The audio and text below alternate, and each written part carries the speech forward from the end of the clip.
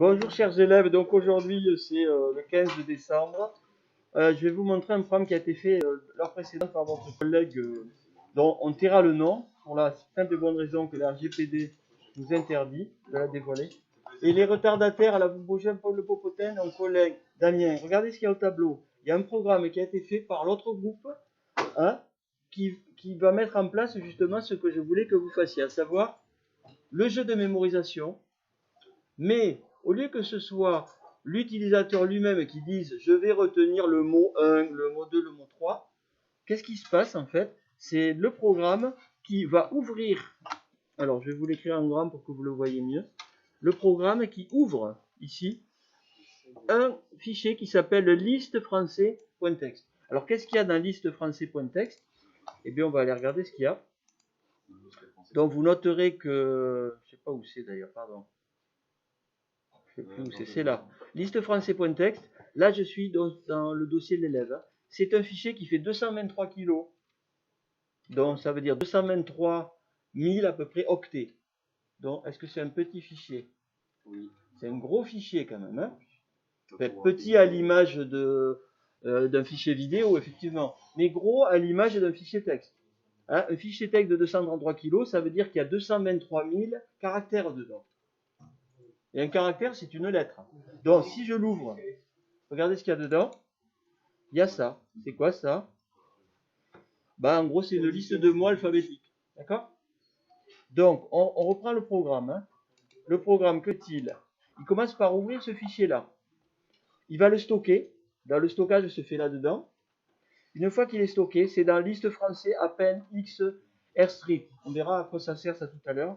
Une fois qu'il est stocké, il va proposer à l'utilisateur de retenir une liste de mots. Cette liste de mots, elle va être générée de manière aléatoire ici. Alors on va le lancer pour que vous le voyez tourner. Ah, il a fait comme ça. Donc, veux-tu commencer le test? Alors on suppose que la personne dit oui.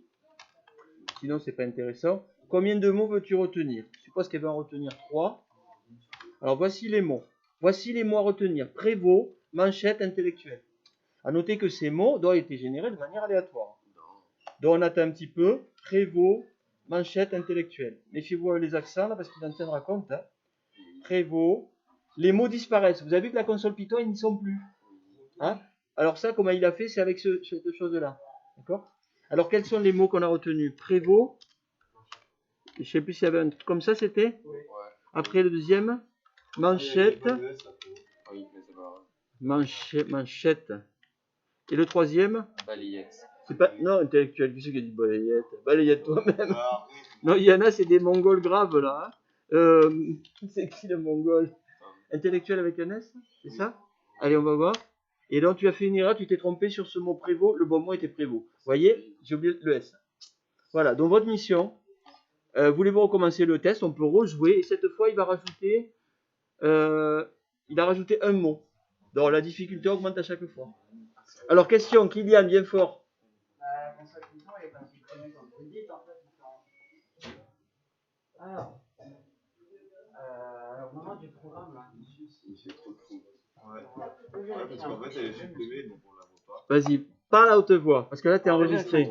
Remettez où on était la console. Est-ce que vous pouvez remonter? Oui. Mais est-ce qu'on Non, il l'a caché, c'est avec ça, là. Oui, en fait, il fait juste afficher en boucle. Il fait ça. Il fait ça. Ah, il fait cette chose-là. C'est pas supprimé, alors. Non, on s'en fout, on le voit plus. C'est pas grave, le but, c'est qu'on le voit plus. Ah, écoute, ce n'est plus affiché. Attends, là. C'est vrai, ils sont là, mais ils sont plus loin. C'est vrai. Donc, quelqu'un qui veut tricher, peut tricher. Tu sais, dans la vie, quand on veut tricher, on peut quasiment tout le temps tricher. Donc, si tu as une meilleure solution... Quand on a le truc d'afficher, là, le input, je crois qu'on peut pas toucher à la console. Input, eh oui. Donc voilà. On doit essayer de trouver une autre solution. En tout cas, voici le programme. Bon, je ne vous le mets pas en partage, parce que le but, c'est que vous le trouviez. Pour faire ceci, vous allez avoir besoin d'aller donc dans... par exemple, vous pouvez aller chercher des informations sur comment ouvrir un fichier et comment récupérer un élément du fichier. Dans Open Classroom, c'est pas mal fait. Donc, qu'est-ce que vous faites?